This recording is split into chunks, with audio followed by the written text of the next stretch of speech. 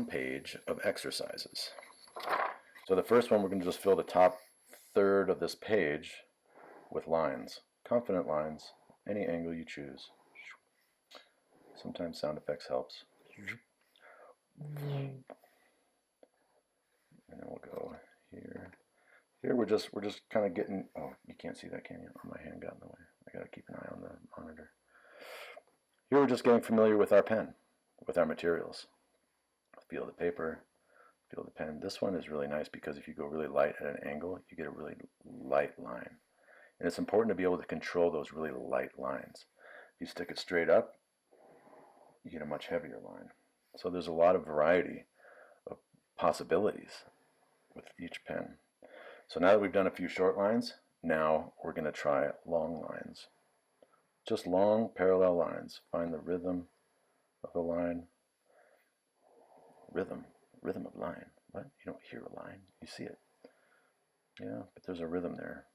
I'm not sure if that's how it goes, but if you do it enough, you'll feel the rhythm of the stroke.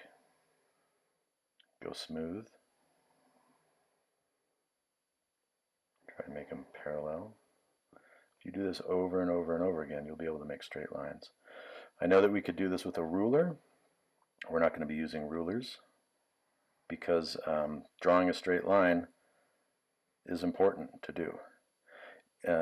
If you are going to sail around the world on your own, you probably use a GPS, figure out to keep track of where you're at. But if your GPS dies, then what are you going to do? Well, so it would pay for you also to know how to read the stars. Reading the stars is something that you can do anywhere all the time. You don't require instruments to do it. So it's nice to have a GPS, but when your GPS dies, go outside, you know where the North Star is, and you can chart your course uninterrupted. It's the same with this. A ruler is instrumentation, and it's great, and there's definitely a place for a ruler. You need perfectly straight lines, but not here.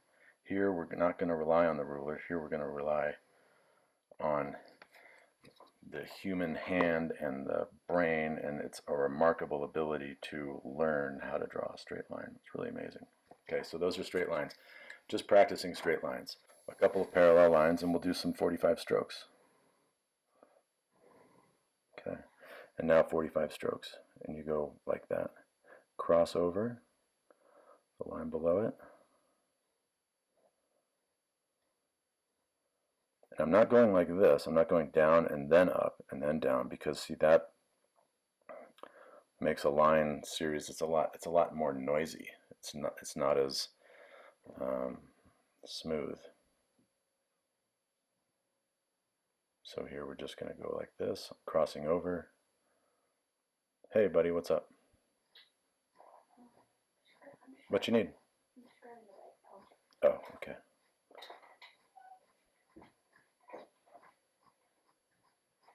That's my son. We're all learning from home, so he might make an appearance here and there.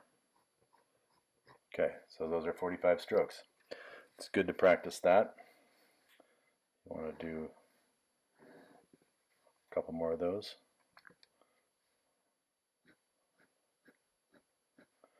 You can do them far apart. See, now I'm getting sloppy right there. See that? I don't know if you can see. I don't know if I can zoom in and see, but you can see how it kind of curved around a little bit.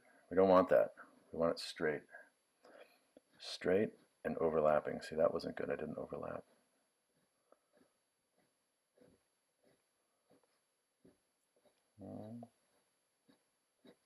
Okay. Now we're going to do this next one, and we'll try to do a bit of a gradient. We call it a gradient. So okay, there we go. So we'll do 45 strokes. Really packed in tight there. Really packed in tight. And then we're slowly going to let more light in there. See how that makes a pleasant change from a dark to a light. This is the next one. This is called sharpshooter. Make a kind of a circle of dots, 6 or 5 dots. And when you're doing this, when you're drawing, You want to feel it in your wrist, of course. You know, you can't really draw without using your wrist. But you also want to feel it in your elbow.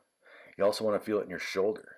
I mean, unless you have a huge canvas, you're not going to be moving your shoulder a whole heck of a lot. But as you're doing these drawings, I want you to be aware if you're feeling micro movements in your shoulder, that's good. If you're not, you know, try to loosen up and try to move your pen in a way that you can feel it in your elbow and in your shoulder. So this is the sharpshooter. This is where it's important to engage your shoulder and your elbow. So we make these dots and we just try to connect them with one of our lines. And we're just practicing ending a line exactly where we want it to. This is just as it says, sharpshooter. 3, 4, 5, 6, 7.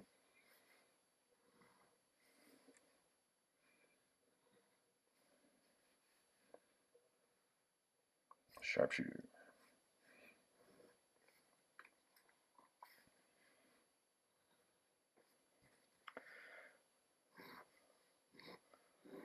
Oh, what have I done? Yeah, okay. So I just did that one. I meant to do that. I was just making sure it went quicker. So now this is going to be the long range sharpshooter. I guess that's a sniper. So now you're going to connect one of these dots with one of the dots way out here. Oh, I kind of missed. Oh, I totally missed. Let me go closer. Oh, I missed. That guy got away for sure. There, I hit that one.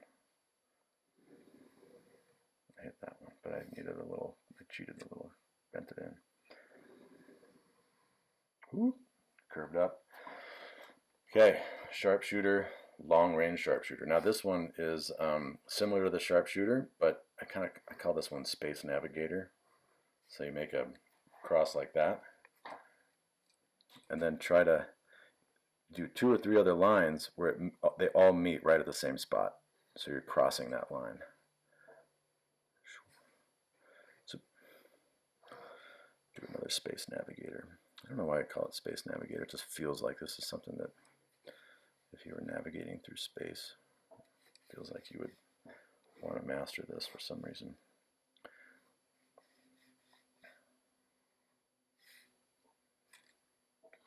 Okay. Space navigator. Oh, you didn't even get us near the planet. What's going on? Are you okay? Is it early? There you go. Okay. So I also mentioned here, I mentioned a gentleman named Scott Robertson, and he is a concept designer, illustrator.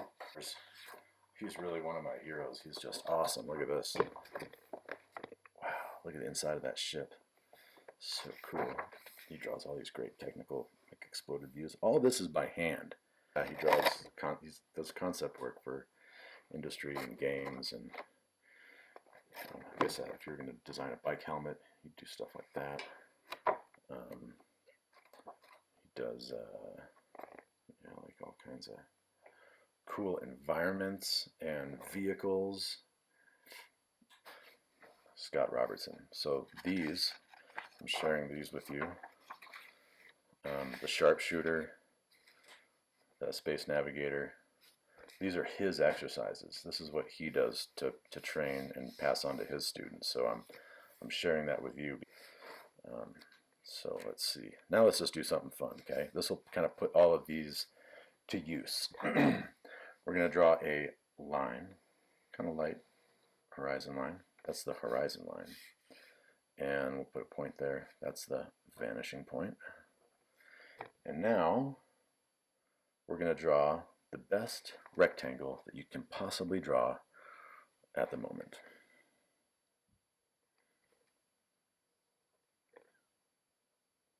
So I'm kind of trying to cross my corners.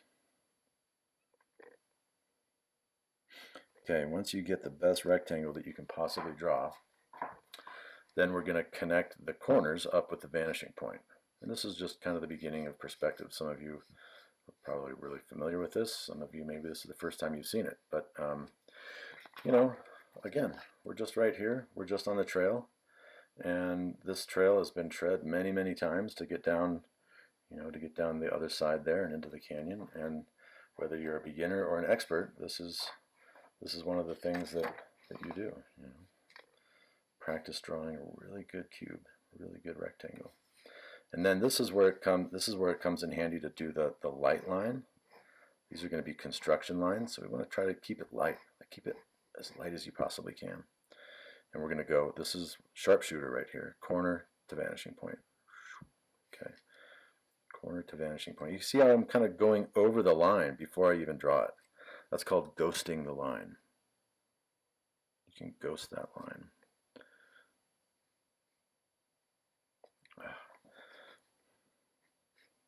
Okay, I'm going to draw this line right here between the line that connects that corner and that corner. You draw it back right there. Then I'm going to go down on that one. I'm going to go up to that one. I'm going to go across.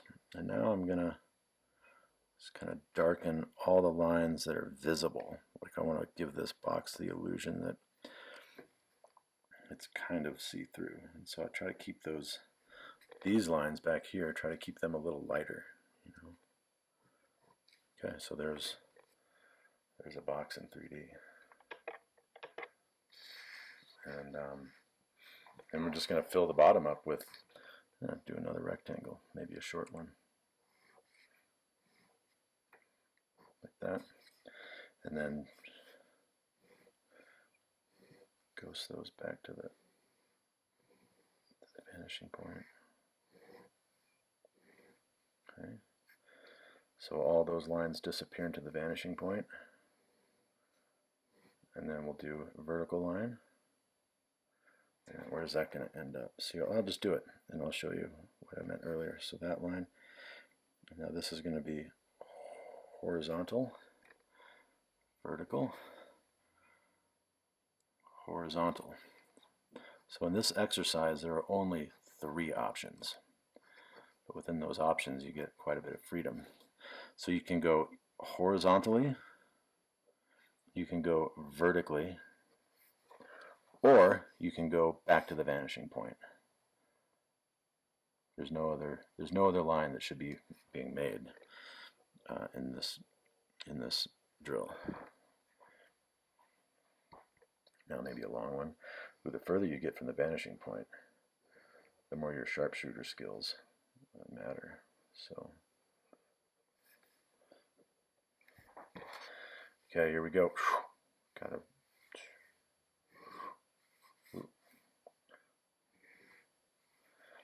These lines are going back to the vanishing point. See, it would be so much easier if we had a ruler, but the difficulty I kind of enjoy, because when you get it like, it's a horrible line. I'm not even following my own advice here by ghosting it and then making it back there with a nice light line. So I'll do that. Maybe I won't make this one see-through. Just keep it like that. Go over. Okay, so there's another box. Now, just because I was having trouble with those, I'm going to just take it up a notch, and maybe we'll do one above the horizon line. This is something you can experiment with as well. Zoom out here. Okay, we got a little bit more over here. Just going to do this. I'll do that one. Oh, I'm going too quick. Okay, did I say at the beginning we're going to keep these videos short? I know we're at 33 minutes, so I think that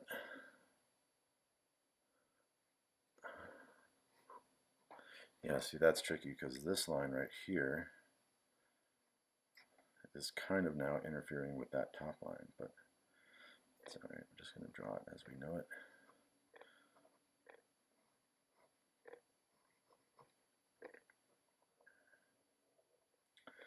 Okay, so we're at 33 minutes.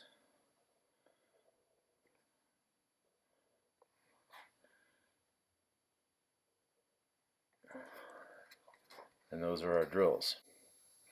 One other thing that would be beneficial to practice is this. Your ellipses. An ellipse is just like that, right?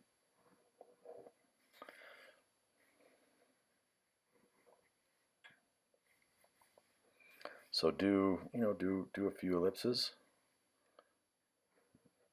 I'll just fill this bit here with ellipses.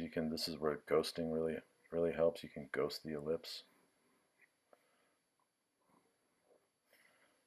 Make it narrow, make it wide.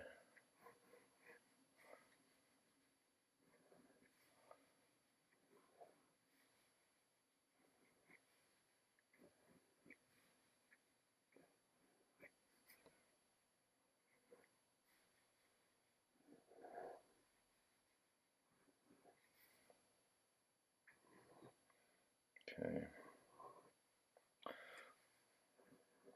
So now once I've done some ellipses, I'm going to go and I'm going to find 3 that I really like and 3, like the 3 best and the 3 worst. And why are they the worst? Well, this one is dented right there. It doesn't connect right there.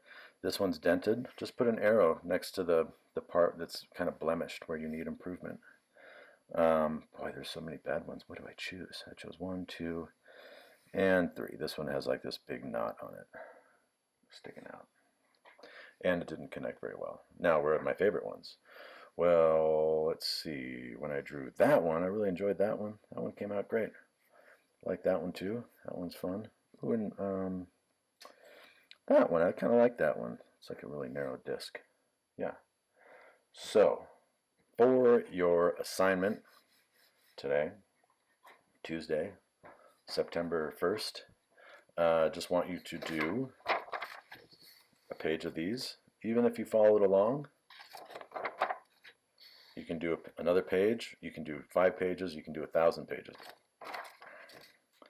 And then do an entire page of ellipses. And point out the ones that, be aware of. This is how we, we're aware of that. That's my problem. Maybe that's very common, is where they come together. That's where the mistake occurs. So maybe, and try doing it just in one line, in one go. I mean, obviously you can kind of sit here and do this until you kind of massage it into a perfect ellipse, but it's important to try to do it in one shot, or maybe 2. 1, 2. But it's always hard to pick it up exactly the second time. So do a page of those and mark which ones you like, which ones you don't like, and then go outside and breathe deeply and think about what you're interested in and what you would like to draw, because I would certainly like to hear. So, until next time, have a good day. I wish I could have come up with a better sign-off than that. I'll think about it, and until then, keep drawing. Woo!